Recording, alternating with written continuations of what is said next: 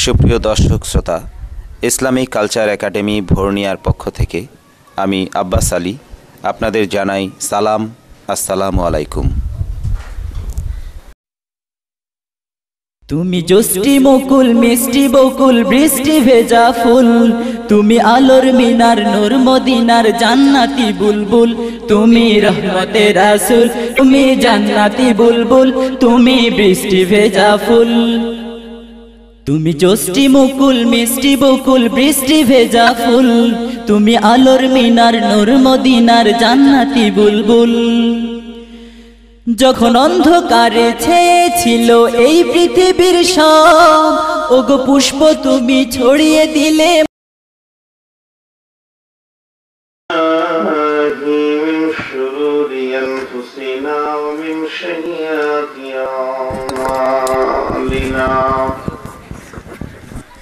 من يهده الله فلا مضل له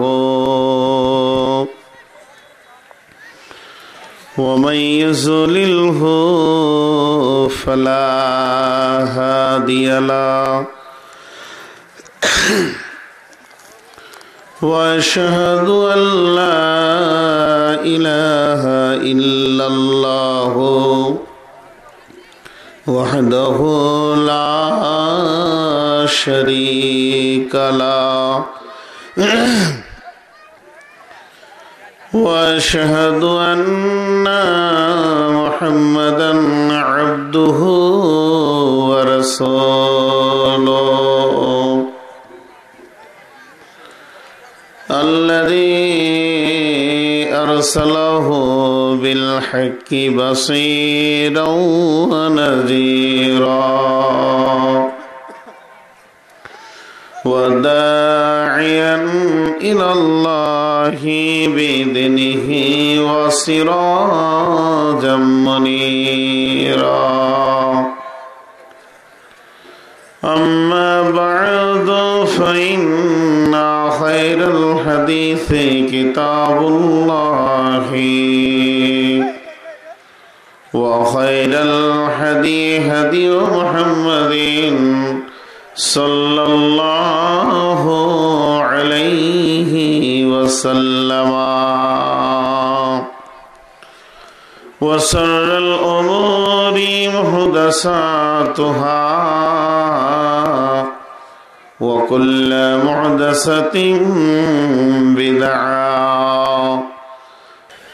محترم সম্মানীয় সুযোগ্য আজকের সভার সভাপতি, উপস্থিত সম্মানীয় অতিথি ও ওলামাবৃন্দ, সামনে আমার দিনদার ইমামদার মমিন ভাই সকল, প্রজেক্টের মাধ্যমে দেখনেওয়ালি মমিনা মা ও বোনেরা, প্রশংসা গণগান স্তব স্তুতি ভালোবাসা সাজদা তকদির হায়াত মত রুজি সবকিছুর মালিক আল্লাহ। যিনার কোনো ভুল নাই তিনি আল্লাহ, যিনি যা করেন সব ঠিক করেন তিনি আল্লাহ, ত্রুটিমুক্ত জীবন যার তিনি হলেন আল্লাহ। যিনি আমাদেরকে এখানে এনেছেন তিনি আল্লাহ, যাকে ছাড়া আমরা চলতে পারবো না তিনি হলেন আল্লাহ। যিনি সকলকে ছাড়া চলেন তিনি তো আল্লাহ। যিনি ওয়াহদাহু লা শারীক, যার অংশীদার নাই, শক্তিতে তিনি একাই একচ্ছত্র, তিনি হলেন আল্লাহ।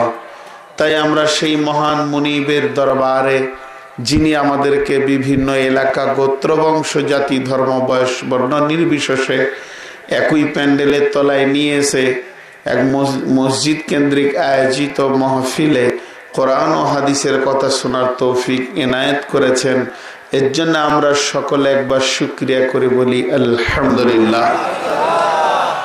দরুদ ও সালাম বর্ষিত হোক শেরকারে কায়নাত তাজদারে মাদানী নবিকুল শিরোমণি ইমামুল আম্বিয়া মেহবুবে কিবরিয়া ইমামুল হারামাইন শরীফাইন নবী মক্কি নবী মাদানী নবী বাসির নবী নাজির নবী তাসিন নবী মাসিন নবী ইয়াসিন আশরাফুল আম্বিয়া সফিউল মুজলবিন রহমতুল লিল আলামিন নবী মক্কি নবী মাদানী নবী আহমদ নবী মুহাম্মদ রাসূলুল্লাহ সাল্লাল্লাহু আলাইহি সাল্লামের উপর আল্লাহুম্মা আমিন। আল্লাহুম্মা সাল্লি আলাইহি আল্লাহুম্মা বারিক আলাইহি। মহতারাম মুকাররম, দুটি বিষয়কে কেন্দ্র করে আয়াত পড়েছি। একটা হচ্ছে মসজিদ। আজকের মাহফিলের মেন উদ্দেশ্য হচ্ছে মাহফিল, মসজিদ। আর প্রকৃত জ্ঞানীকে এর উপরে বিষয় রাখার চেষ্টা করছি। মসজিদটা সামান্য বলবো শেষ দিকে, কারণ এলাকায় আমি মসজিদকে কেন্দ্র করে প্রকৃত মসজিদের উপরে বক্তব্য আপনাদের বাংলাদেশে বেশ কিছু জায়গায় আমি দিয়েছি, হয়তোবা আপনারা শুনে আছেন যে মসজিদের কতগুলো পার্সেন্ট আছে, মসজিদ কাকে বলে, মসজিদের মেন উদ্দেশ্য কি, মসজিদ বানালে নাকি, মসজিদ ভাঙলেও নাকি, মসজিদের মেন উদ্দেশ্য কি, এগুলো নিয়ে বক্তব্য রেখেছি। তথাপিও আজকে মসজিদ কেন্দ্রিক আয়োজিত মাহফিল, এর জন্য মসজিদ নিয়ে কিছু বলা প্রয়োজন মনে করে শেষ দিকে কিছু বলবো বলে দুটি আয়াত পড়েছি। এখন আজকে মূল বক্তব্যের বিষয় হলো প্রকৃত জ্ঞানীকে, চালাককে।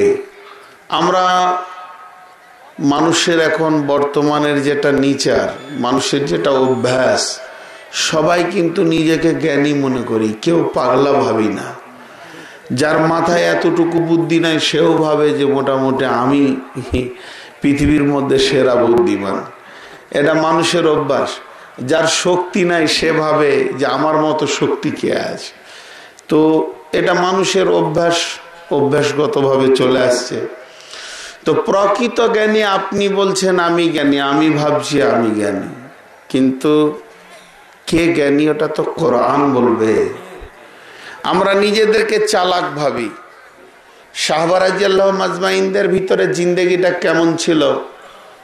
ওনাদের ভিতরে টেনশন হতো, কখনো কখনো উঁচু নিচু কথা হয়ে যেত। সিদ্দিকে আকবর একদিন এক সাহাবীকে একটু কড়া কথা বলে ফেললেন, আর যখনই বললেন উনি বলার পরে ফের ওনারই টেনশন শুরু হয়ে গেল। মানে উনি নিজেকে নিজেই মাফ করতে পারছে না যে এই সিদ্দিক তুই বললি কেন, এবার চল তুই মাপ চা।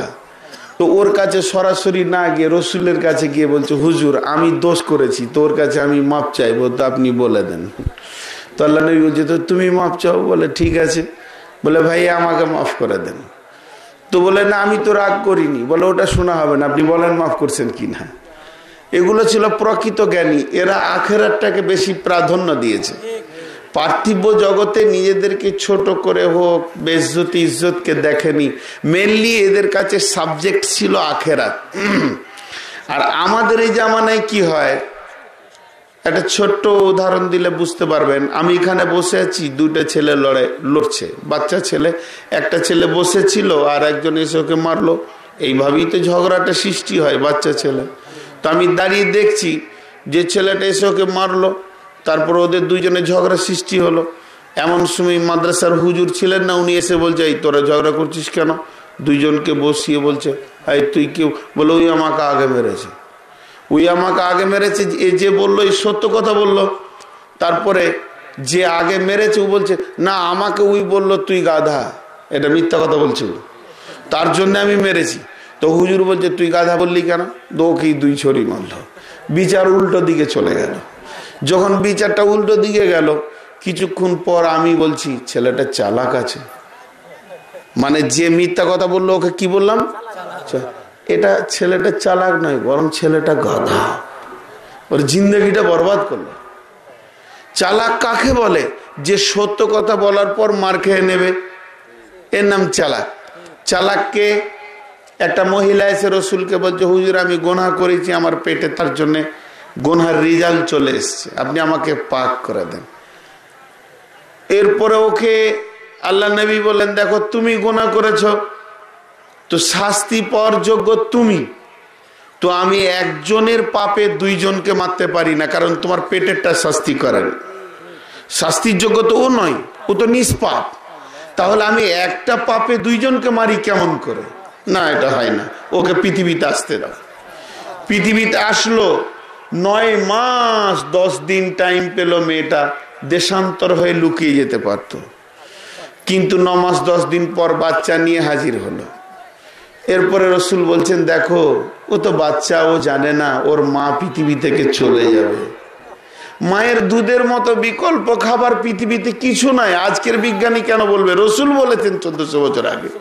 তবে ওর দুধটাকে আমি কি করে কেড়ে নিতে পারি? তুমি যাও, ওকে দুধ পান করো, তারপরে আসবে। আবার 2.5 বছর টাইম পেয়ে গেল।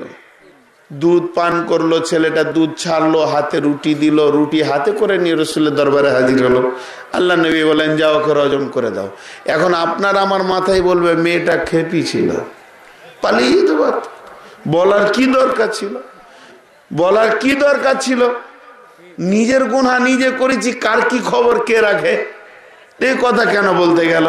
এটা আমরা বলবো বর্তমান 2014 সালের মানুষের ব্রেন এটা।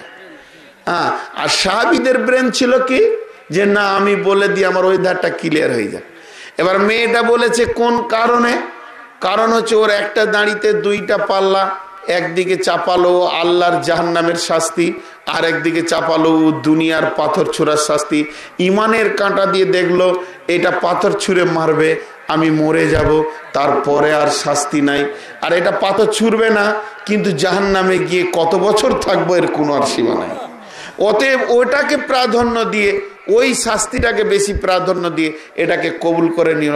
প্রকৃত মেয়েটি চালাক ছিল। এবং আল্লাহ নবী বললেন, ওই মেয়েটাকে একটা সাহাবী তারা করে পাথর ধরতে গিয়ে একটা উটের হাড়কে ধরে মারলো। আর উটের হাড়টা গিয়ে যখন মেয়েটার গায়ে লাগলো, ওখান থেকে একটা রক্তর ছিটা এসে সাহাবীটার কাপড়ে লাগলো। সেই সাহাবীটা এইভাবে কাপড়টা নিয়ে এসে বলছি, ইয়া রাসূলুল্লাহ, ওই জঘন্য নোংরা মেয়েটার রক্ত। বিশ্বনবীর চেহারাটা লাল হয়ে গেল আর বললে, তুমি কি বললে? তুমি জানো তুমি মেয়েটাকে জঘন্য বলছো? তুমি জবানকে কন্ট্রোল করো। তুমি ওর তোবাকে তুমি ডেনাই করতে চেয়েছো। চিনো ওই মেয়েটার তোবা আল্লাহর দরবারে কত কবুল হয়েছে। আজকে ওই তোবাটা যদি হিজাজবাসীকে বন্টন করে দেওয়া হয়, তো একই সঙ্গে হিজাজবাসী জান্নাতের ফয়সালা হবে। ভাইয়া বলে বলতো, এরা ছিল প্রকৃত জ্ঞানী।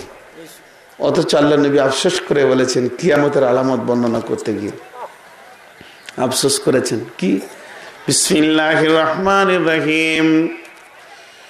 হযরতে আবু হুরায়রা বর্ণনা করেন, বিশ্বনবী বলছেন, কিয়ামতের আগে মানুষ বস্তুর পেছনে এত মেতে যাবে, বস্তুর মূল্য বাড়াতে বাড়াতে নিজেদেরকে জ্ঞানী ভাববে। আর জ্ঞানী ভাবতে ভাবতে তারা পাগলের দরজায় চলে যাবে। এটা তারা বুঝতে পারবে না। লানা হাদিহিল উম্মাতু আউয়ালুহা, এটা যে কাবিরা গুনাহ তারা বুঝতে পারবে না। তারা জবান দিয়ে অহরহ একটা শব্দ ব্যবহার করবে। আগেকার যুগের লোকেরা সাদা সিধে বোকা ছিল। এখনকার লোক বলে কি না? আগে গেল এই কথাটা বলা যে কাবিরা গুনাহ তারা জানে না। যেহেতু যত নবী তো আগে ছিলেন, আর আগেকার যুগের লোকেরা বোকা বলা মানে নবীদেরকে বোকা বানানো হচ্ছে, এ কথা তারা জানে না। বিশ্ব নবী বলছেন, তারা নিজেরা গাধা হবে, তাদের মাথায় হুঁশ থাকবে না। অথচ আমার চালাক ব্যক্তিগুলোর দিকে আঙ্গুল তুলে বলবে, আগেকার যুগের লোকেরা বোকা ছিল। জি ভাই, এখন আমাদের দেখবেন অহরহ ওই কথাই বলি, আগেকার লোকরা একটু সাদা সিধে বোকা ছিল। বোকা ছিল আগেকার লোকেরা, হাত তুললে পানি হতো, আর এখন মাথা ঠুকলে পানি হয় না। কে বোকা ছিল কে চালাক ছিল প্র্যাকটিক্যালে এসে দেখো বন্ধু। এখন দিগ্গজ পণ্ডিত ঘরে ঘরে মৌলানা পাওয়া যাচ্ছে, কিন্তু একবার হাত তুললে পানি নাই। আর আগেকার যুগের লোকেরা মুন্সি ছিল মসজিদের, ফার্সি পড়া, কিন্তু একবার যদি বলতো মাবুদ, তো বাস মাবুদ শুনে নিত। তারাই ছিল প্রকৃত চালাক।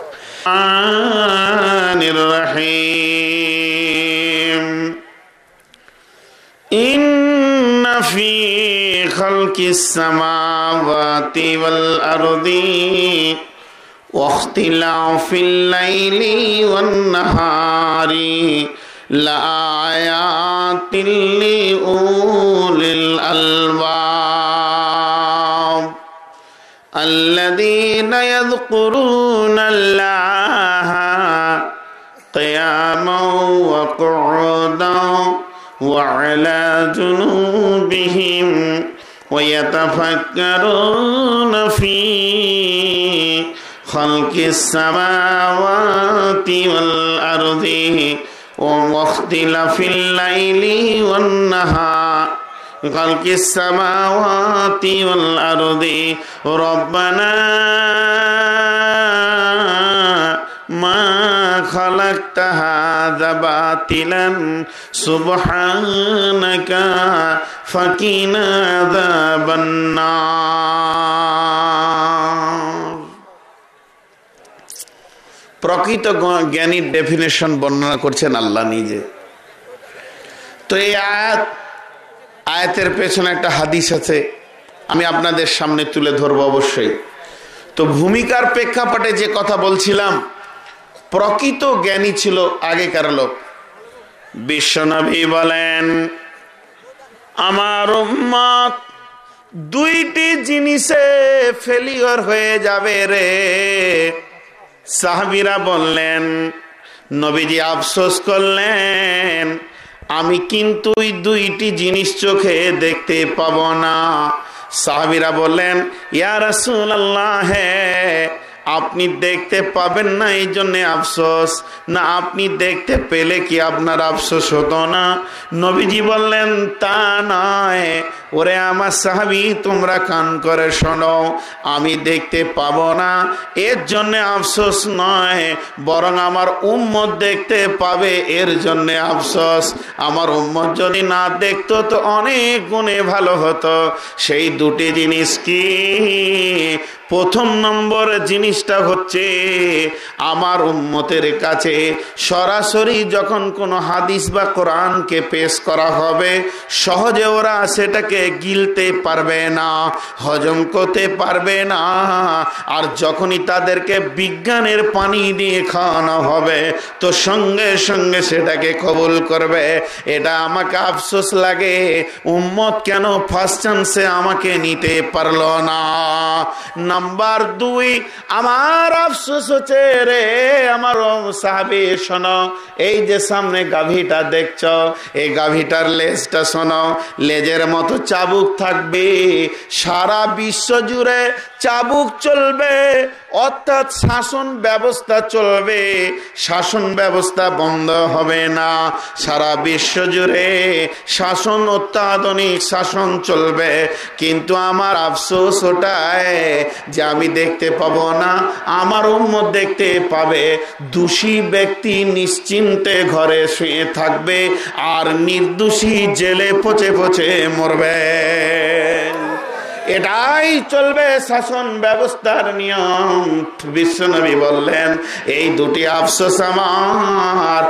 আর দুটি কথা তোমরা শুনে নাও, আমার উম্মত যে জিনিসে হাত দেবে ওই জিনিসের মূল্য বেড়ে যাবে। বস্তুর উপরে এত তারা মেহনত করবে, প্লাস্টিকের উপরে মেহনত করে প্লাস্টিককে অত্যাধুনিক বানাবে, আপনার কিনা লোহার মূল্য বেড়ে গেল। উম্মত লোহাতে হাত দিয়েছে, লোহা রেল হয়ে 4 আঙ্গুল রেল পাতিতে ঘন্টায় 250-300 কিলোমিটার গতিতে দৌড়ছে। উম্মত তামাতে হাত দিয়েছে, মহাসমুদ্রে তামা পাড়িয়ে দিয়ে দিয়েছে।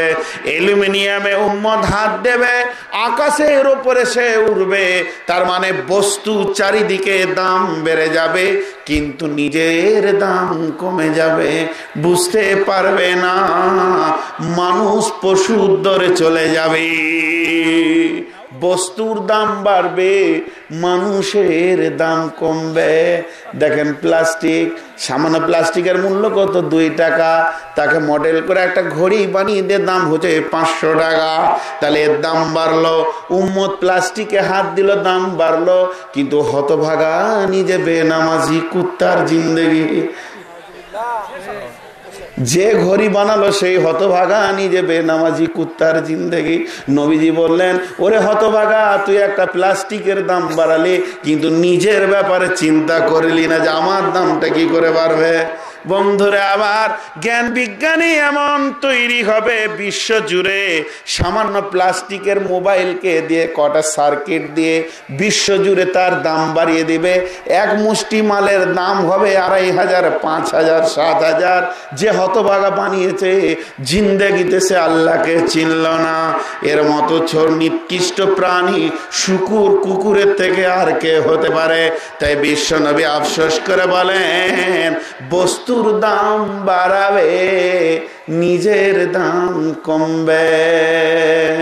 সোনার কভার হবে, হীরের কভার হবে, মতিকে রাখার নিউ নিউ মডেলের কভার হবে, আর নিজের বউটা বেপরদা হয়ে নাঙ্গায় ঘুরবে।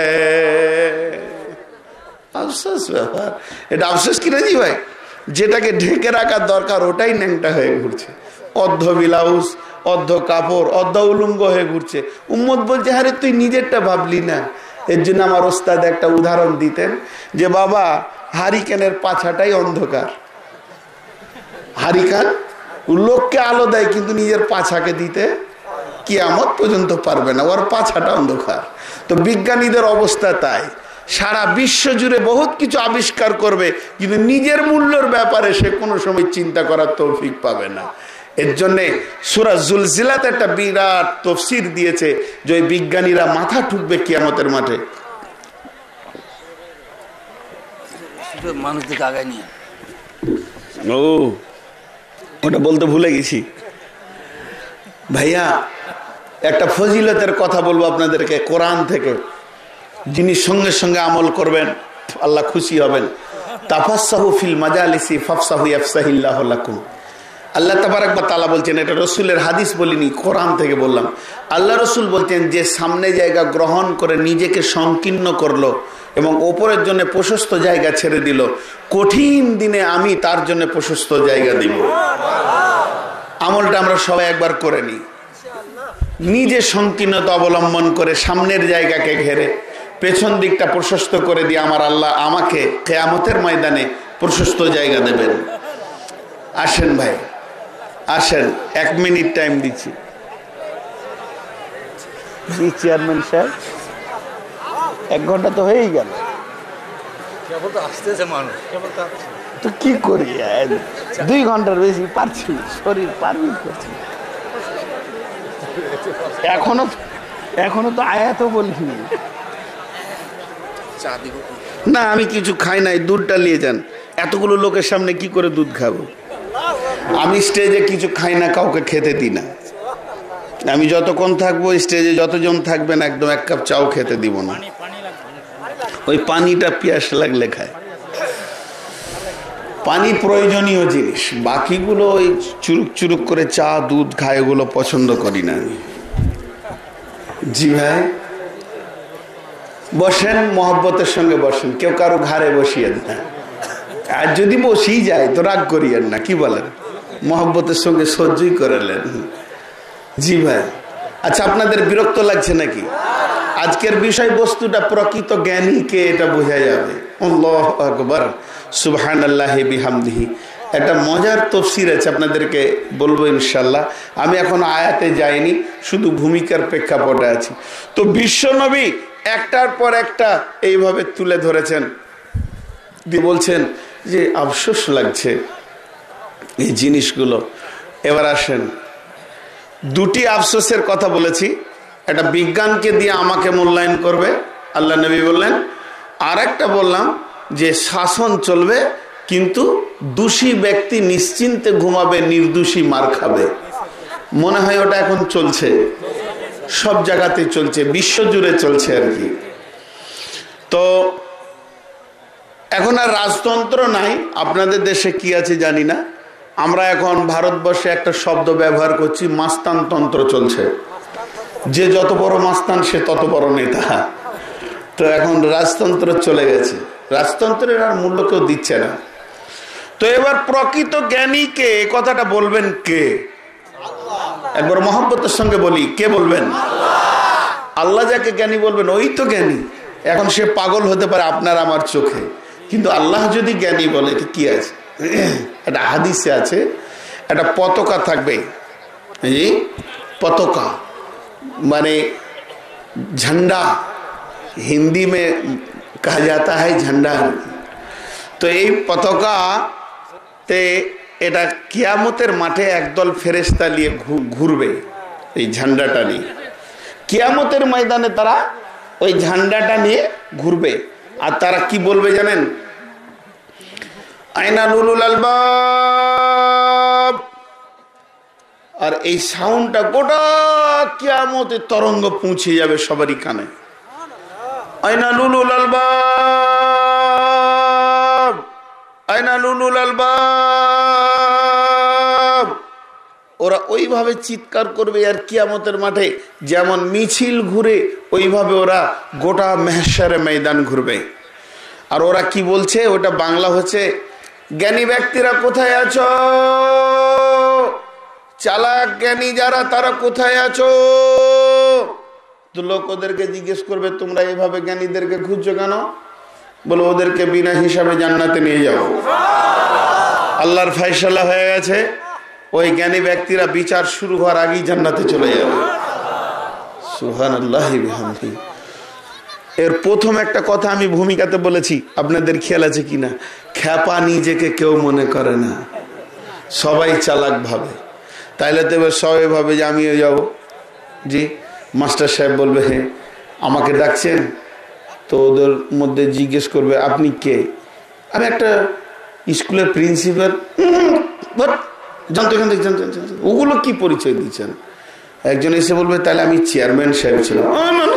চলো এমপি, চলবে না, ভোট।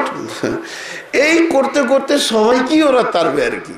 ইঞ্জিনিয়ার, ডাক্তার, মাস্টার, এই সবকে তারবে যাদেরকে আমরা পৃথিবীতে বুদ্ধিজীবী বা প্রথম শ্রেণীতে রেখেছিলাম।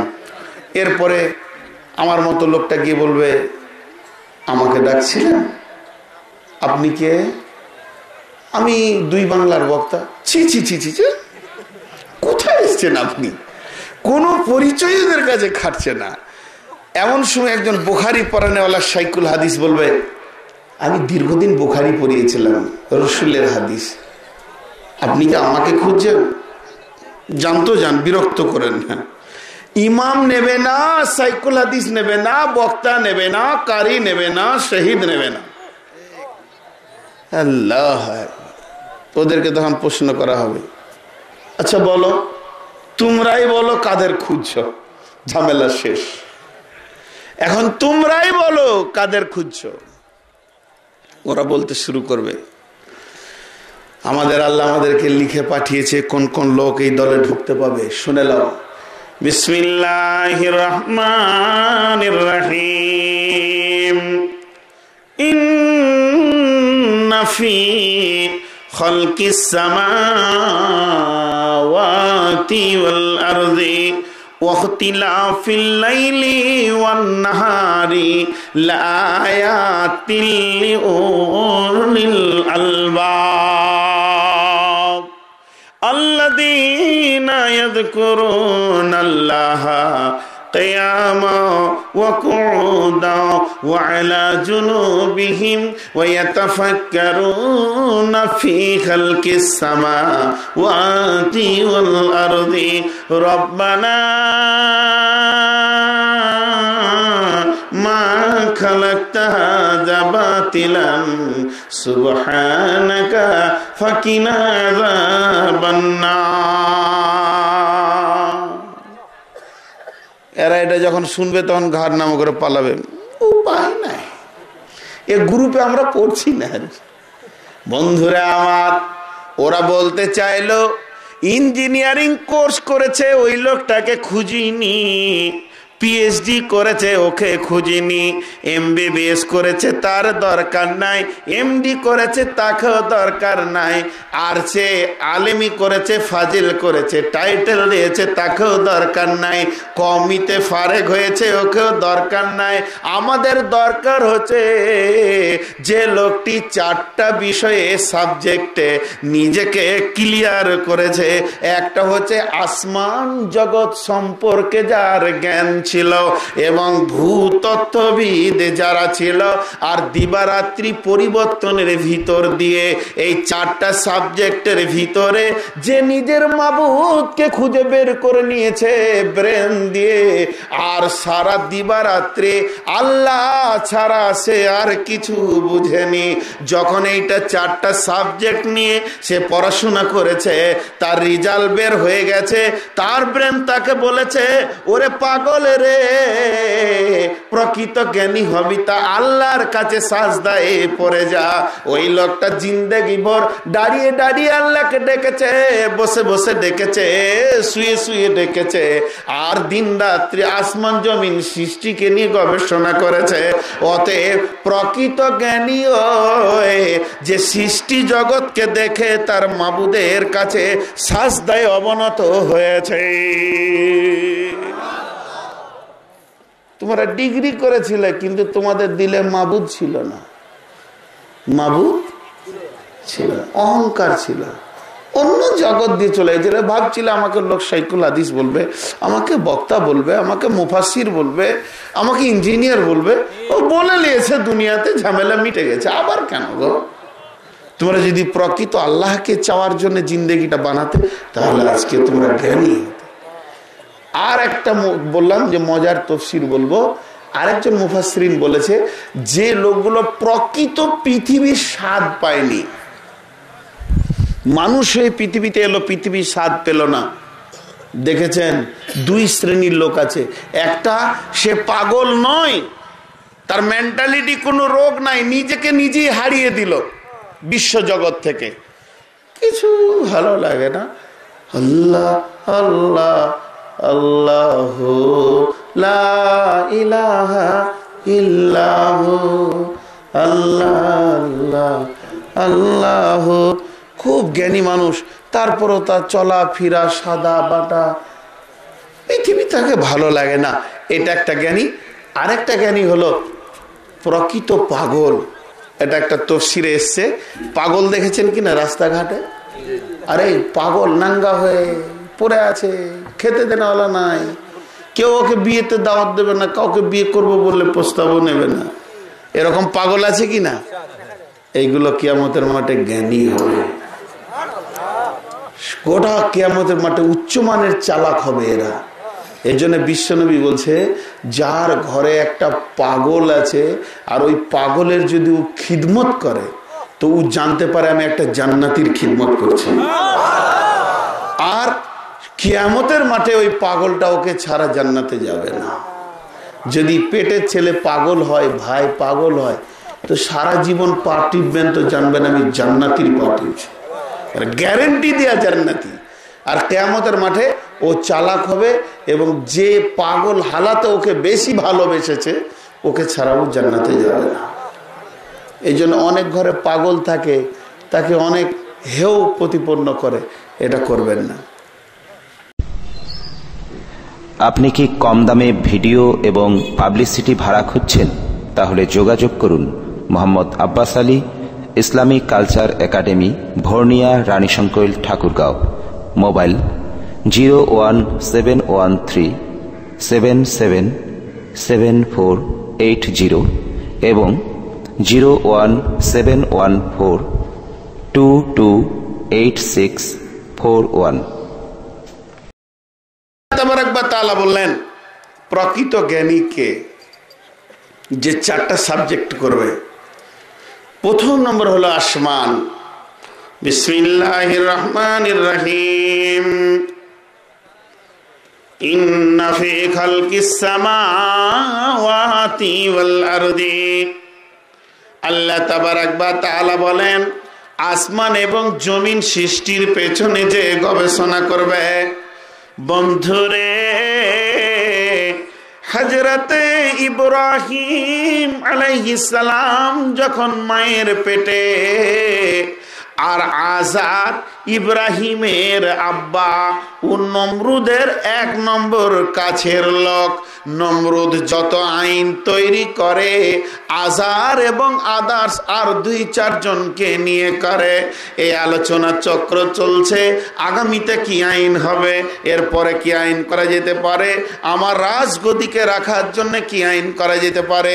নমরুদ আইন করলো, ইযাববিহুনা আবনাকুম ওয়া ইস্তাহিউনা নিসাকুম, তোমাদের পৃথিবীর বুকে যত পুরুষ সন্তান হবে তাদেরকে কেটে কেটে ফেলে দাও, আর যত মহিলা হবে এদেরকে বাঁচিয়ে রাখো। বন্ধুরে, এবার তো আজারের ঘরেই তো ডেলিভারি আছে। আস্তে আস্তে যখন ইব্রাহিম জন্ম নিল, আজারের দায়িত্ব হচ্ছে ইব্রাহিমকে মেরে ফেলে দেওয়া, কিন্তু আল্লাহর কুদরত, তার দিলে একটা মহব্বত সঞ্চার দিল আল্লাহ, হেতু সে ইব্রাহিমকে মারতে পারল না। ইব্রাহিমকে নিয়ে গিয়ে পাহাড়ের গুহাতে লুকিয়ে দিয়ে আসলো। হযরত ইব্রাহিম খুব তাড়াতাড়ি আস্তে আস্তে ধীরে ধীরে বাড়তে থাকলো। ছেলে যখন একটু বড় হয়ে এসছে, ইব্রাহিমকে আনার জন্য নমরুদ পাহাড়ে গেছেন, নিজের ছেলের হাত ধরে ওখান থেকে আস্তে আস্তে নিয়ে আসছেন। এবং সময় ইব্রাহিম জিজ্ঞাসা করছে, আব্বাজান এটার নাম কি? এটার নাম না পাহাড়? বলে এটা কি বলে? এটাকে নদী বলে। আব্বাজান এটার নাম কি? বলে এটার নাম জমিন। অপর মাথার উপরে দেখছি, ওটাকে কি বলে আব্বা? বলে ওটার নাম আসমান। এরপর ইব্রাহিমের জবান দিয়ে বের হয়, আব্বাজান এ বিশাল আসমান, এ বিশাল জমিন, এত বড় বড় পাহাড়, এই যে কুলকুল করে বইছে নদী, এগুলো বানানেওয়ালা কে? যখন ইব্রাহিম এই কথা বলে ফেললেন, হযরত ইব্রাহিমের আব্বা আজার বলছে, বেটা তুমি চিন্তা করো না, এগুলো যে বানিয়েছে তার কাছে তোমাকে নিয়ে যাব এবং তার সঙ্গে তোমার পরিচয় করে দেব। অর্থাৎ আজারের ইচ্ছা, আমার একমাত্র ছেলেকে নমরুদের কাছে নিয়ে গিয়ে বলবো এটাই আমাদের মাবুদ, সে মেনে নেবে, আর ছেলের জন্য একটা কাজেরও ব্যবস্থা হয়ে যাবে। আজারের কাছে, হ্যাঁ আজার নিজের ছেলেকে নিয়ে গিয়ে বলল, বেটা রে এটাই হলো আমাদের মাবুদ। ইব্রাহিম আঙ্গুল তুলে বলল, ও আব্বা, ও যদি মাবুদ হলো তো ওকে বানাইছে কে? ঝামেলা শুরু হয়ে গেল। বলে তুই ছোট মুখে এত কথা কেন বলিস বা? বলে না, আমার প্রশ্ন থাকতেই থাকবে সব সময়, আমার প্রশ্ন কোনো সময় কম হবে না। আপনি বলেন ওকে কে বানাইছে? ওকেও তো বানানেওয়ালা আছে, তাহলে ও কি করে মাবুদ হলো? কোরআনে আছে, এরপরে সূর্যকে, এরপরে চাঁদকে, তারাকে আল্লাহ বলবে। বন্ধুরে আমার, তাই প্রকৃত জ্ঞানী আসমান জমিনকে নিয়ে গবেষণা করবে। আমার আল্লাহ বললেন, এর জন্য পরিষ্কার বলছে যে প্রকৃত জ্ঞানী যে হবে আসমান জগৎকে নিয়ে চিন্তা করবে। আসমানে কি আছে? বিসমিল্লাহির রহমানির রহিম। ওয়াসসামা রাফাহা ওয়া ওয়াজাল মিজান আল্লা তাতগাও ফিল মিজান। আসমানে কোনো থাম্বা আছে? একটাও থাম্বা নাই। 7টা আসমান কি করে আছে গো? ভাসছে। এত ওজনদার আসমান। আহা, 7টা আসমান সম্পর্কে সূরা রহমানের তাফসীর করতে গিয়ে বলছে 7টা পাহাড় আছে, 7টি সমুদ্র আছে, 7টা আসমান আছে। এদেরকে আল্লাহ কেমন ভাবে রেখেছেন? একজন মুফাসসিরিন বলছেন যে একটা বিশাল বড় এই জমিন, তারপরে রয়েছে সমুদ্র, সমুদ্রের পরপারে কি আছে তোমরা জানো না? আল্লাহর কালাম পাক বলে সেখানে একটি পাহাড় আছে, প্রথম আসমানটা সেখানে নামানো আছে, তারপরে দ্বিতীয় আবার সমুদ্র আছে, তৃতীয় জমিন আছে, আবার সেখানে সমুদ্র আছে, তারপরে তার পরপারে আরেকটি পাহাড় আছে, ওই জায়গায় দ্বিতীয় আসমান নামানো আছে। এইভাবে সপ্তম আসমানকে আল্লাহ পর পর সাজিয়ে রেখেছেন।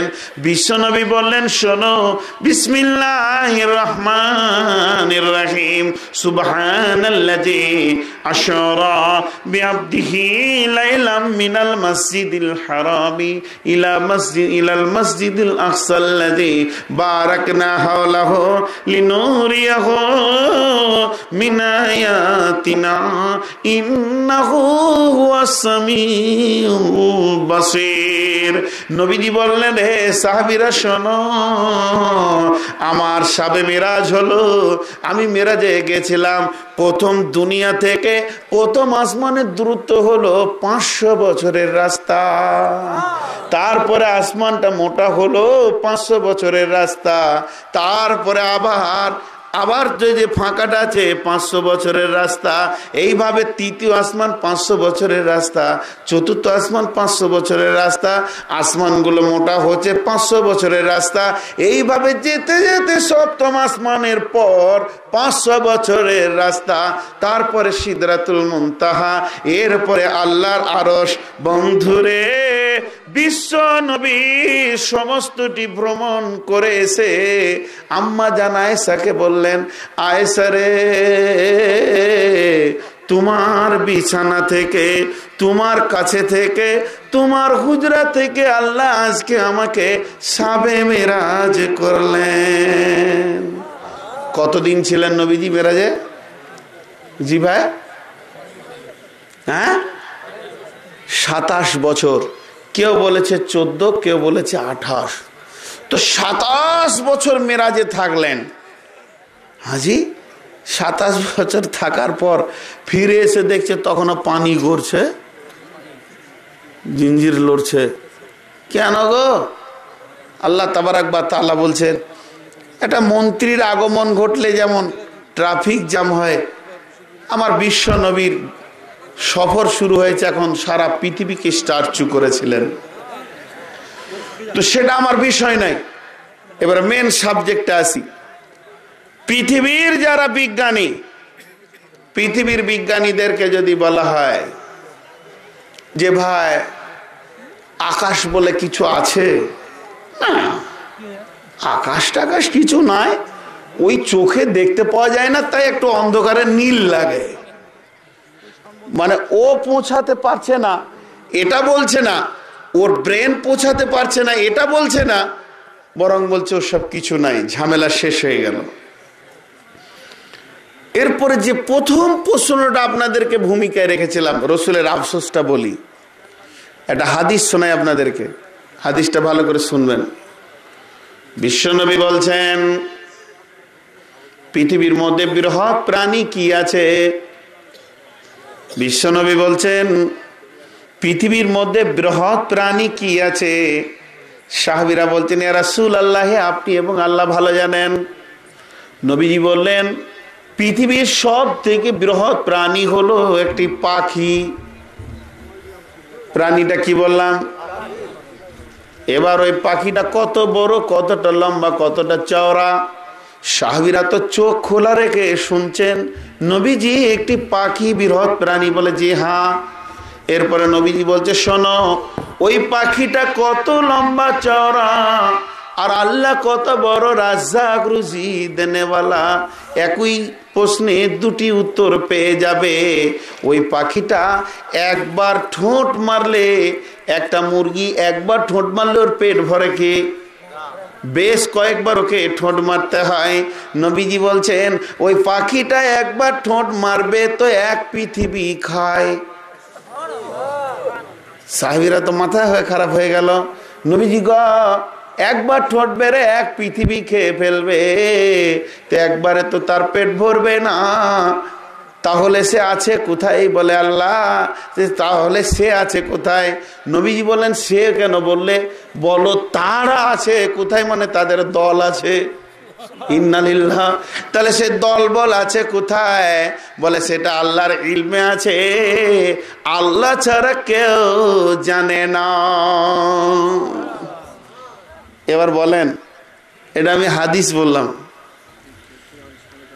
এখন যদি আপনাদেরকে বলি, যারা বর্তমান সায়েন্স নিয়ে গবেষণা করছেন, যে হাজি এরকম প্রাণী হতে পারে, হতে পারে না, হতে পারে। যখন মৌলভী সাহেব বলছে হুজুর মানুষ যে হাদিসে আছে, ক্লিয়ার হচ্ছে না দিলটা আর কি। সাহাবীরা এক চান্সে মেনেছিলেন, জি হুজুর আপনি যা বলছেন বেশক সত্য, এটা আমাদের দিল মানছে না। জি একটা প্রশ্ন কনফিউশন রাখলাম, আর একটা হাদিস শুনেন বন্ধুরে।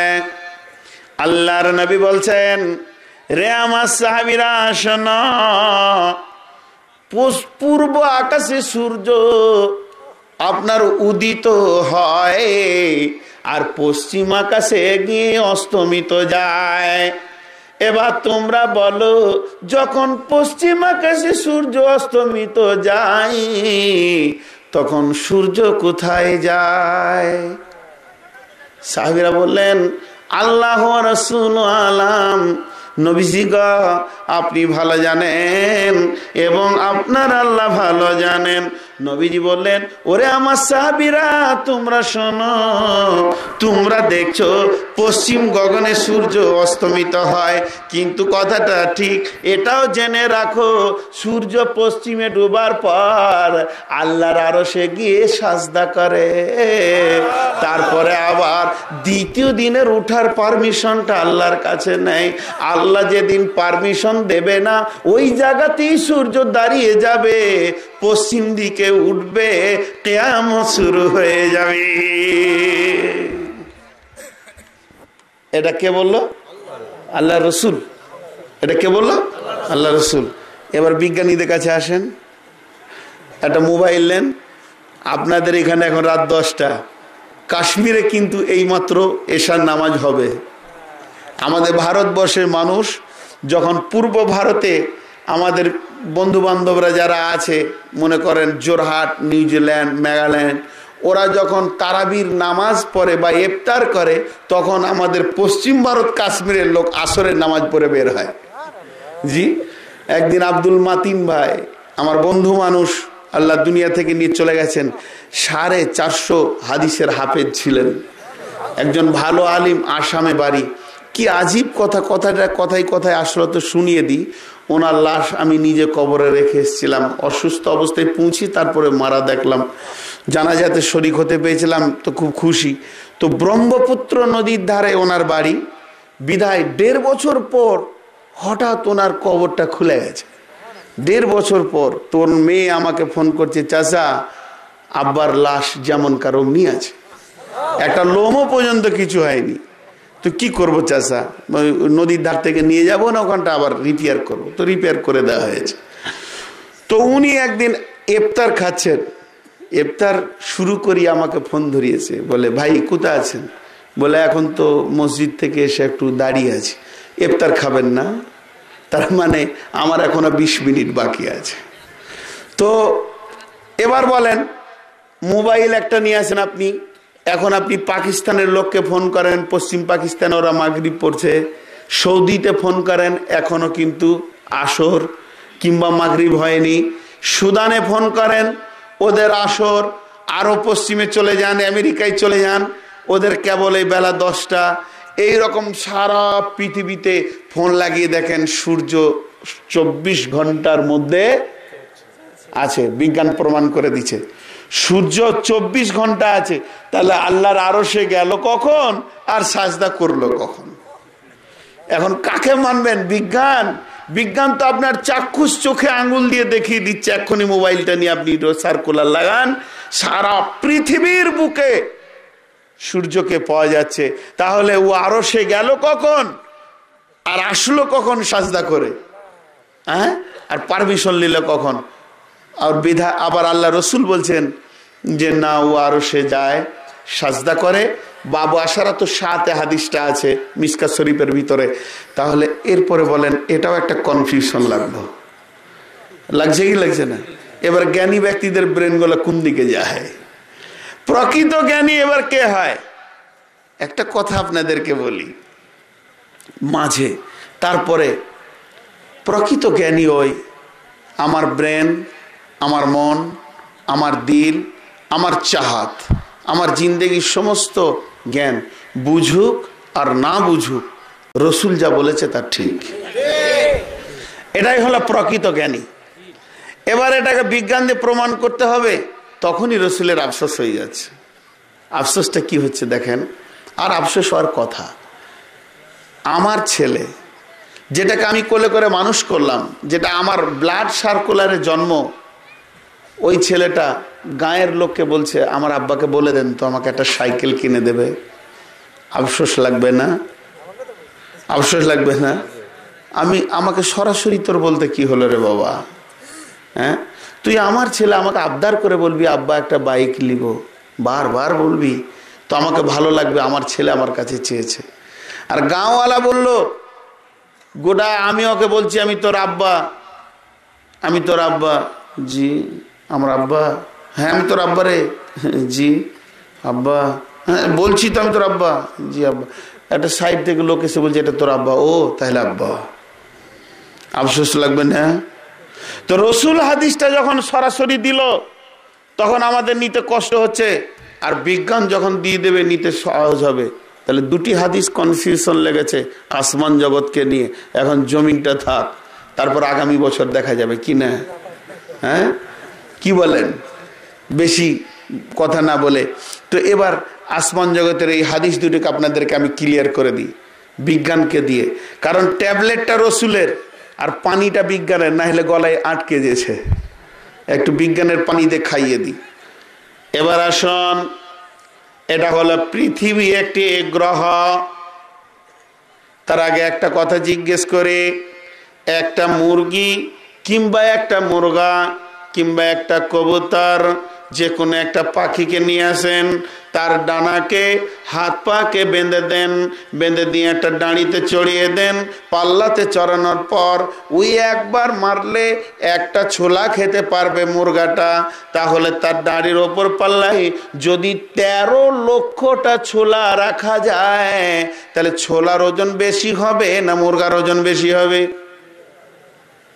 13 লক্ষটা ছোলার ওজন বেশি হয়ে যাবে। তার মানে আমি যেটা বুঝাতে চাইলাম, একটা পাখি ঠোঁট মেরে যা খাবে তার থেকে 13 লক্ষ গুণ বেশি মাল যদি অতটা দেওয়া যায়, পাখিটা সেখানে ছোট হয়ে যাবে, মালটাই বেশি হয়ে যাবে। এবার আপনারা বলেন পৃথিবী থেকে 13 লক্ষ গুণ বড় কে? সূর্য। বিজ্ঞান বলছে পৃথিবী থেকে 13 লক্ষ গুণ বড় সূর্য। শুধু তাই নয়, বিজ্ঞানীরা বলছে একটা তারা কত বড়, কেউ সূর্য থেকে 85 কোটি গুণ বড়, কোন তারাটা 25 কোটি গুণ বড়, কোন তারাটা 35 কোটি গুণ বড়। শুধু তাই নয়, একটা ছায়াপথ দেখা যায় যাকে ইংরেজিতে গ্যালাক্সি বলা হয়। এই গ্যালাক্সির ভিতরে কয়েক হাজার বিলিয়ন কোটি তারা আছে। আর একটা তারা কত বড়? এই পৃথিবী থেকে কয়েক লক্ষ বিলিয়ন কোটি গুণ বড়। তাহলে একটা গ্যালাক্সির ভিতরে এতগুলো তারা আল্লাহ রেখে পেরেছে। শুধু তারাগুলো বড় বলছেন কেন শুনেলেন? বিজ্ঞানীরা একটা গর্ত আবিষ্কার করেছে যেটাকে ব্ল্যাক হোল বলছে, যার নাম হচ্ছে গহ্বর অন্ধকার। সে কূপ, সেটা কত বড়? বলছে ওইটার মুখটা এত বড়, এই সূর্য থেকে যে তারাগুলো 30 কোটি 25 কোটি গুণ বড়, এই রকম কয়েক হাজার কোটি তারাকে সে গিলে ফেলবে। তাহলে এগুলো কে বানিয়েছেন? তাহলে যে আল্লাহ এতগুলো তারা বানাতে পেরেছেন, ওই আল্লাহ যদি সূর্যের মতো 4-5খানা মুরগা তৈরি করে দেয়, তো পৃথিবীকে একবার ঠোঁট মেরে গিলে ফেলবে। সূর্যকে যদি বলা হয়, সূর্যটাই যদি ওই মুরগিটা হয়, তো পৃথিবী থেকে 13 লক্ষ গুণ বড়। ও একবার ঠোঁট মারবে তো পৃথিবী হজম হয়ে যাবে। কোটি কোটি গুণ তারা যদি একটা গর্তে ঢুকে দিতে পারে আল্লাহ, তাহলে ওই রকম প্রাণীটা বানাতে পারবে কিনা? এবার আমাদের সহজ হলো মানতে। আল্লাহ রসুল এই জায়গাতেই আফসোস করলেন, ওরে আমার উম্মত রে, ফার্স্ট চান্সে আমার কথাটা এত মহব্বতের সঙ্গে লিলি না। এরপরে আসেন দ্বিতীয় হাদিসটা। বিশ্বনবী বললেন সূর্য কোথায় যায়? সাহাবীরা বললেন আপনি ভালো জানেন, আল্লাহ ভালো জানে। আল্লাহ নবী বললেন সূর্যকে তোমরা দেখছো পশ্চিম গগনে এসে অস্তমিত হচ্ছে, কিন্তু তা নয়, সে পশ্চিম গগনে যাওয়ার পর আরশের নিচে গিয়ে আল্লাহর কাছে সাজদা করে দ্বিতীয় দিনের পারমিশনটা নেয়, তারপরে সে আবার দ্বিতীয় দিন উঠে। এটা আপনার আমার মানতে বড় কষ্ট হচ্ছে, যেহেতু বিজ্ঞান বলে দিচ্ছে সূর্যকে 24 ঘন্টা দেখা যাবে। যদি তোমরা নেট খুলো তো গুগলস দিয়ে দেখে নিতে পারবে বন্ধুরা আমার। তবে এবার আমি একটা উদাহরণ দিই। ঢাকার এয়ারপোর্ট থেকে যে প্লেনগুলো উড়ান দেয় জেদ্দার উদ্দেশ্যে, তাকে ভারতের ওপর দিয়ে পেরিয়ে যেতে হয়। তার মধ্যে পড়বে আপনার কিনা কলকাতা, কখনো পড়বে অমৃতসর পাঞ্জাব, কখনো পড়বে পাটনা, কখনো পড়বে দিল্লি গোয়া, কখনো পড়বে আহমেদাবাদ। এই শহরগুলোর ওপর দিয়ে আপনাদের প্রত্যেকটি প্লেনকে তার রাস্তা ধরে গিয়ে জেদ্দায় পৌঁছাতে হয়। কিন্তু জেনেলেন বন্ধুরে, যতই আপনি সৌদি যান না কেন, ভারতবর্ষের ওপর দিয়ে যখন আপনি পার হয়ে যাবেন, ভারতবর্ষের এমন কোনো এয়ারপোর্ট নাই যে এয়ারপোর্টের বিনা হুকুমে আপনি পার হয়ে যেতে পারবেন। তার কারণ হচ্ছে ওখান থেকে সিগন্যাল নিতে হবে, নচেত আপনি ক্রস করতে পারবেন না। তা বলে কি প্লেনটা নিচে নামবে, নামার পর এই এয়ারপোর্ট ম্যানেজারের কাছে আপনার কিনা ওই নেবে, অর্ডার নেবে, আবার উড়ান দেয়, তারপরে দিল্লিতে নামে, তারপরে আবার উড়ান দেয় না বন্ধুরে, ওকে নামতে হবে না। ও নিজের গতিতেই দৌড়বে, 800-900 কিলোমিটার গতিতে দৌড়বে। এরই ভিতরে সিগন্যাল সে পেয়ে যাবে স্টেশন ম্যানেজারের কাছে, স্যার আমি এত দূরে আছি, আমাকে গ্রিন সিগন্যাল দিচ্ছেন না লাল সিগন্যাল দিচ্ছেন? বলবে তোমাকে গ্রিন সিগন্যাল থাকলো, ক্রস করে বেরিয়ে চলে যাবে বন্ধু।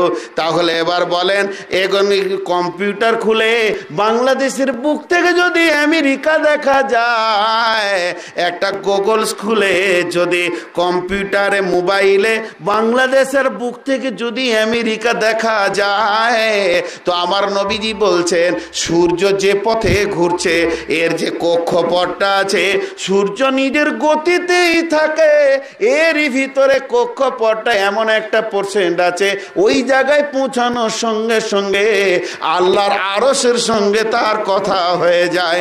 আল্লাহ আরশ থেকে সবুজ সিগন্যাল দিয়ে বলে সূর্যরে যাও তুমি দ্বিতীয় দিন উঠো। আল্লাহ যেদিন ওটা লাল সিগন্যাল করে দেবে, সূর্য সেদিন ওই জায়গাতেই দাঁড়িয়ে যাবে। সারা দিন দেখা যেতে পারে, কিন্তু একবার আল্লাহর সঙ্গে সিগন্যালটা লেনদেন হয়, সূর্যের সঙ্গে আল্লাহর সিগন্যালটা লেনদেন হয়, কিন্তু আমরা বুঝি না। প্রকৃত জ্ঞানী ওই যে আসমান জগৎকে নিয়ে চিন্তা করবে, আসমানটা কিভাবে হলো। এবার আসেন জমিন। বিসমিল্লাহির রহমানির রহিম। ওয়ায়াতুল লাকুমুল আরদুল মাইতাতু ওয়াহইয়াইনাহা ওয়া আখরাজনা মিনহা হাব্বান ফামিনহু ইয়াকুলুন। জি ভাই, আপনাদেরকে মাঝে জিজ্ঞেস করছি, বিরক্ত লাগছে নাকি? তো এরকম মানুষ ঘুরছে ফিরছে, ওরা ভলেন্টিয়ার নাকি? ও এখন আসছে, আচ্ছা আচ্ছা, বেশ বেশ, ঠিক আছে ঠিক আছে, আসুক, আমার দোয়া হয়ে যাবে, তারপরও আসুক, আমার কোনো ডিস্টার্ব নাই। আসলে আজকে আসছি তো বালুরঘাটে জালসা করে আসছি, বাড়ি থেকে 3 দিন বার হয়েছে। একদিন বিহার প্রদেশে করলাম, দ্বিতীয় দিনে ছিলাম মালদায়, আর আজকে ছিলাম বালুরঘাট দিনাজপুরে, হিলি বর্ডার দিয়ে পর হয়েছে। হায় আল্লাহ, কত রাত জাগবো? 209 রাত হলো মনে হয়, আর বেশি নাই, একবার শেষ করে এসছি, আর মোটামুটি 35-40টা আছে, আর দিলাম শেষ করে। তো ভাইয়া আপনাদেরকে যে কথা বলছি খেয়াল করেন। জমিন, আল্লাহ বলছেন বিসমিল্লাহির রহমানির রহিম, আলাম নাজআলিল আরদা মিহাদা, আমি কি তোমাদের জমিনকে বিছানা বানাইনি? বিসমিল্লাহির রহমানির রহিম, আফালা ইয়ানজুরুনা ইলাল ইবলি কাইফা খুলিকাত ওয়া ইলাস সামাই কাইফা রুফিআত ওয়া ইলাল জিবালি কাইফা নুসিবাত ওয়া ইলাল আরদি কাইফা সুতিহাত। আমি তোমাদেরকে জমিনকে কি সুন্দরভাবে তন্দ্রুস্তি করে মুসাইন করে তোমাদের জন্য কারিশমা বানিয়ে দিয়েছি। এটা কি আমি আল্লাহ তোমাদের জন্য বানাইনি?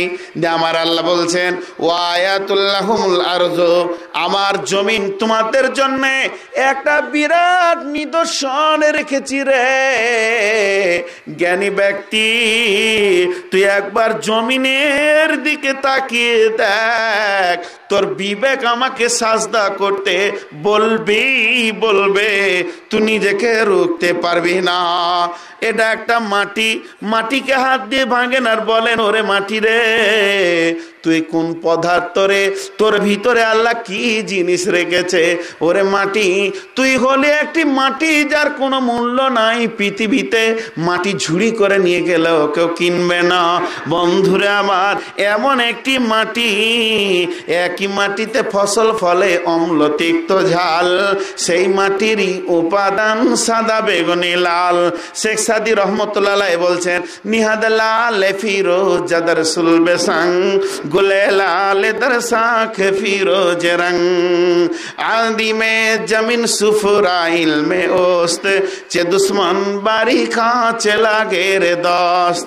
শেখ সাদি রহমতুল্লাহ বলছেন ওরে পৃথিবীর মানুষ, আল্লাহর একটি দস্তরখানা আছে যার নাম হলো জমিন।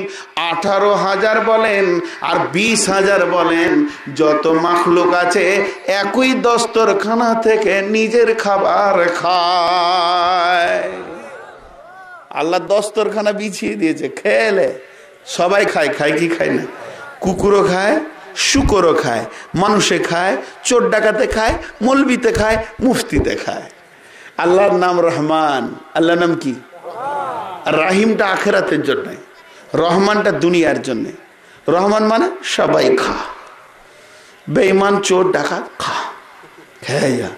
জমিনে দেখ, আপনার বাড়িতে আপনি বলছেন হুজুর আমার বাড়িতে আপনার দাওয়াত, আমার তো শুনে মনটা খুশি হলো যে বিরিয়ানি খাবে নাকি রে। বাড়িতে গেলাম, আপনি আমাকে খেতে দিলেন, বিরাট দস্তরখানা বিছি, পাশে আমার বন্ধুকে দিলেন, তার পাশে একটা কুত্তাকে দিয়েছেন, এই পাশে একটা গরুকে দিয়েছেন। ভালো লাগবে? হাত ছেড়ে উঠে যাব। কি ভেবেছেন আপনি? অপমান করছেন কেন? কিন্তু আল্লাহ একই দস্তরখানায় সবাইকে খাওয়ায়। কোনো ডিস্টার্ব আছে? আল্লাহর ব্যাপারে কোনো ডিস্টার্ব নাই। আমাদের মা বোনেদের বিয়ের আগে যদি বাচ্চা হয়, সম্মান বাড়বে না কমবে? জি ভাই, সম্মান বাড়বে না কমবে? যা, এরা বুঝতে পারেনি। বিয়ের আগে যদি বাচ্চা হয় সম্মান বাড়বে না কমবে? কিন্তু মারিয়ামের বাচ্চা হলো, বাড়লো না কমলো? সম্মান বাড়লো। তার মানে কি? আল্লাহ যেটা করেন ওটা ঠিক আছে। আপনাকে এই উদাহরণটা কয়েকবার বাংলাদেশে দিয়েছি, আবার রিপ্লাই করে দিচ্ছি। একটা বড় থালা করে এতটি ভালো খাবার, সুন্দর সুন্দর দামি খাবার এনে দিয়েছি, আর থালার পাশে যদি এতটা পোঁটা দেওয়া যায়, খেতে পারবেন? পারবেন না। কারণ 1 ইঞ্চি পাশে দিলেও পারবেন না। কিন্তু আমার মাবুদ, যেখান দিয়ে আপনি আম খাবেন, জাম খাবেন, কাঁঠাল খাবেন, আপনি বিরিয়ানি খাবেন, মাংস খাবেন, মুরগা খাবেন, হালুয়া খাবেন, পুরি খাবেন, তার 1/4 ইঞ্চির ওপরে পোঁটার ফ্যাক্টরি। কারোর ডিস্টার্ব আছে? আজ পর্যন্ত কোনো বিজ্ঞানী বলেছেন কি আল্লাহকে, আল্লাহ এটাকে পেছন দিকে করে দাও? এই ঘাড় ঘাড় ঘাড় ঘাড় ঘাড় ঘাড় করছে, তারপরও ওই কেক খেয়ে যাচ্ছে, কোনো ডিস্টার্ব নাই। আল্লাহ তাবারাক ওয়া তাআলা বলেন আমার সৃষ্টির ভিতরে হাল তারা মিন ফুতুর, তোমরা কি একটা বাতিল ঘোষণা দেখাতে পারবে? ড্রেনে পোকা আছে, আছে না? কি কাজে লাগে? কোনো কাজে লাগে না। ড্রেনে পোকা কোনো কাজে লাগে? আপনারা বলছেন না, নেগাল্যান্ডে যান, ভেজে দেবে, ঘিয়ে খেয়ে নেবেন। পায়খানাতে যে পোকাগুলো আছে সাদা সাদা, দেখেছেন? নেগাল্যান্ডের লোক খায়, ভারতবর্ষের ভিতরে ওরা মানুষও খায়। মানুষও খায়। এমন একটা প্রাণী আল্লাহ ওদেরকে কি মানুষ যে বানিয়েছে, সব খায়, সব খায়। তো আমি যে কথা বলছি, তাহলে ড্রেনের পোকা কোনো কাজে, এবার আপনারা একটা ভেজাল কথা বললেন, আপনারা বলেন লাগে কি লাগে না? লাগে না। তো লাগে না তাহলে কি? একটা কথা বলি, উদ্দেশ্যবিহীন কাজ বুদ্ধিমানের কাজ না পাগলের কাজ? জোরে বলেন। একটা লোক বাঁশকে কাটছে, চাচা কি করবে? জানি না, জানি না। ও বাঁশটা কাটছে, তোকে জিজ্ঞেস করছি কি করবেন? বলে জানি না। একটা লোক ব্যাগ নিয়ে বাসে উঠছে, কোথায় যাবেন? জানি না। আচ্ছা পাগল না বুদ্ধিমান? উদ্দেশ্যবিহীন সফর কার সফর? পাগলের সফর। আর উদ্দেশ্যবিহীন কাজ কার কাজ? পাগলের কাজ। তাহলে কি আল্লাহ ওই পোকাটা বানিয়েছেন, অন্য কেউ বানিয়েছেন? তাহলে আল্লাহর যদি উদ্দেশ্য না আছে, তাহলে আল্লাহ কি পাগল? তাহলে আল্লাহ কি পাগল? অথচ আল্লাহ চ্যালেঞ্জ দিয়েছে, আমার একটা সৃষ্টির বাতিল ঘোষণা করতে পারবি না। তাহলে আল্লাহ ড্রেনের পোকাটা বানিয়েছে, ওটাও কি কাজে লাগে?